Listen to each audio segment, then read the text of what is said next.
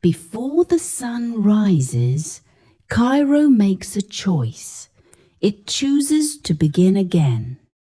In a place where heat fractures stone, where sand swallows cities whole, where entire civilizations have risen and vanished like footprints in dust, one city continues to wake. More than 20 million people live here, now pressed between a restless river and an endless desert. So here is the question. How does a city survive for more than 1,000 years in a landscape designed to erase it? To answer that, we must follow the water. The Nile does not belong here. A green artery cutting through gold and ochre, life threading through lifelessness. For thousands of years, it has carried dark silt from deep within Africa, transforming sand into soil, soil into crops, crops into kingdoms. Without this river, there is no Cairo, no fields, no trade, no power, only wind.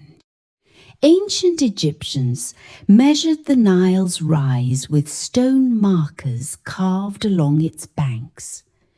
Too little flood meant famine. Too much meant devastation. Survival depended on inches, on reading currents, on predicting what could not be controlled. To live here was to study nature closely. That instinct to observe, to adapt, to recalibrate became Cairo's first survival skill. Where water flows, power gathers. Dynasties claimed these banks. Fortresses rose above the river, minarets pierced the skyline. Pharaohs built monuments on nearby plateaus that still defy gravity and time. Islamic rulers transformed the city into a center of scholarship and commerce. Sultans constructed citadels that continue to watch over the metropolis below. Each conqueror attempted to define Cairo, yet none erased it. Instead, the city layered itself stone upon stone, century upon century. Walk through its older districts, and time compresses.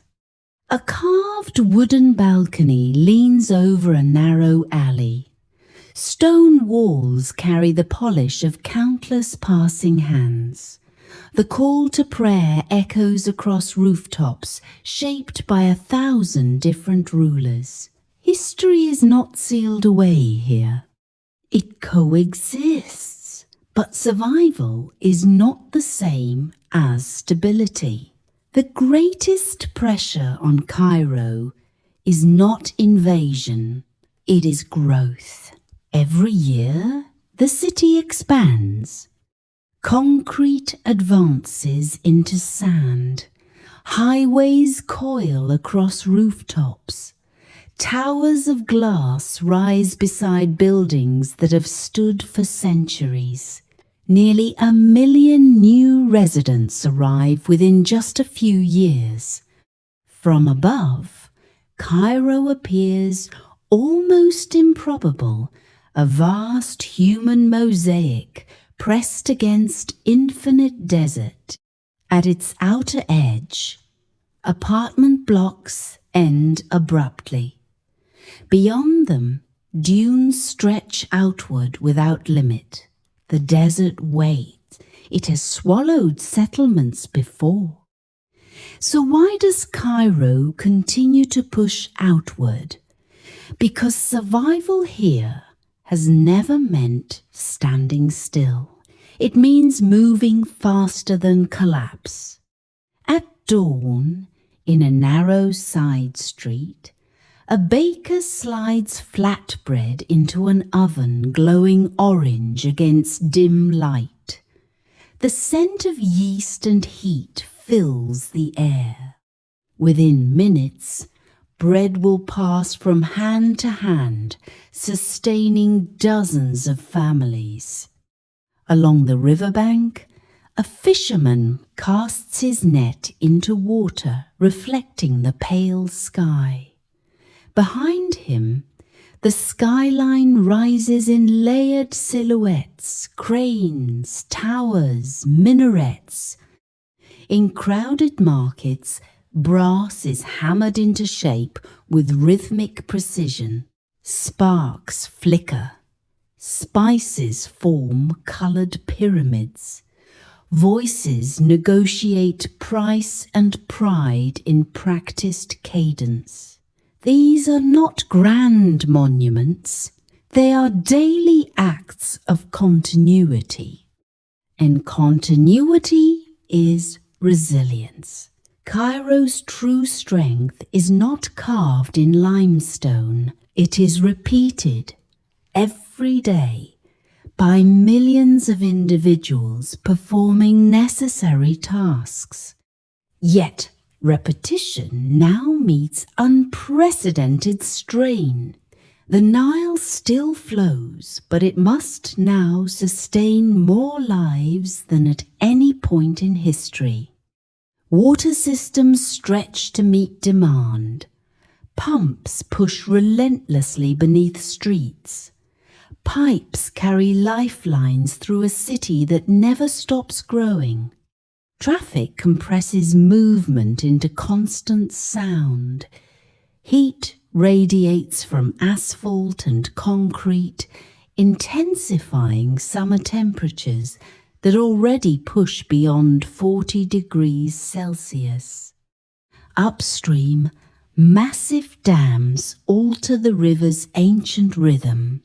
The same force that created Cairo now requires careful negotiation. The desert has always defined Cairo's limits. Now engineers challenge those limits. Entire districts rise from sand. Roads extend toward new developments beyond the historic core. A new administrative capital emerges eastward, designed to relieve congestion, to redistribute pressure, to modernize governance. Solar fields capture relentless sunlight. Bridges span widening corridors. Infrastructure attempts to outrun demand.